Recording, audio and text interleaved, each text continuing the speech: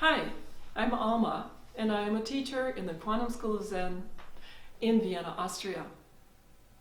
I'm happy to report that I have survived 30 days of the virus lockdowns. Today, I'd like to check out this mind which simply can't get any satisfaction. We are noticing this longing everywhere these days of people wishing to return to the way it was before the virus lockdowns. It's on the news. The neighbors and the family repeat it like a mantra. We hear ourselves saying it. When things get back to normal, when things get back to the way they were before. Interestingly, let's remember how things were before the lockdown.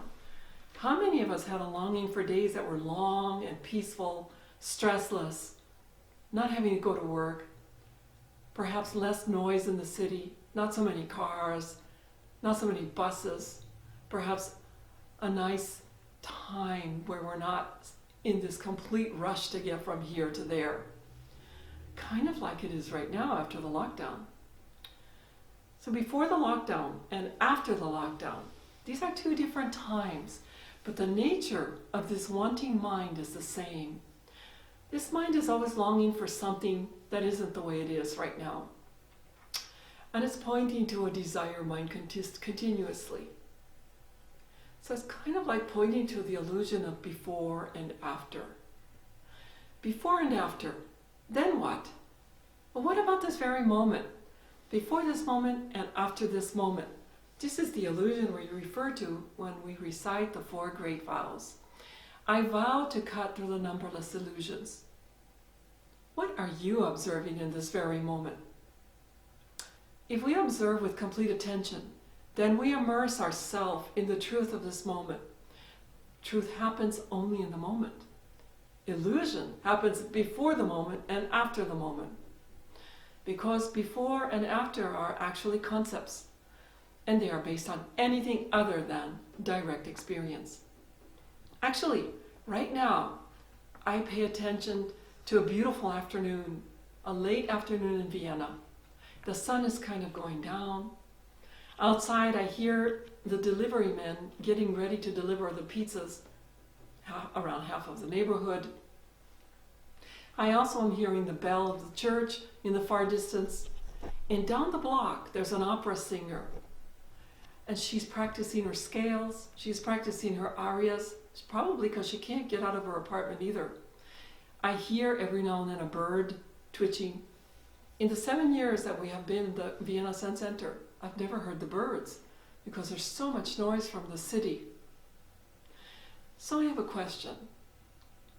What is it going to take for us to continue moment for moment in this quiet meditative space inside ourselves, even though outside it might return to full blast noise? What is it going to take for us not to be robbed of the past, of the moment by the past or the future? Well, we as Zen students can practice this every day and every time that we are on the cushion, we are sitting, we are eating or walking in a meditative space. We observe our minds during these times. We observe how the mind is just not satisfied. It's just not right. It's just not enough. And we want something more or something different or something less.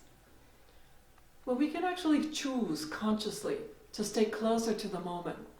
Our meditation and our daily practice, whether on the cushion or staying alert and attentive during our daily doingness, gives us this energy to make this choice.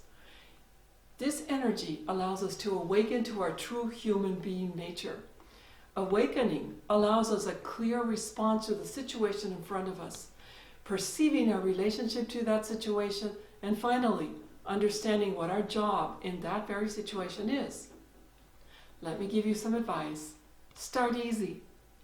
Perceive everything right in front of you in this very moment. There's no need to title it, no need to give it a name or a description.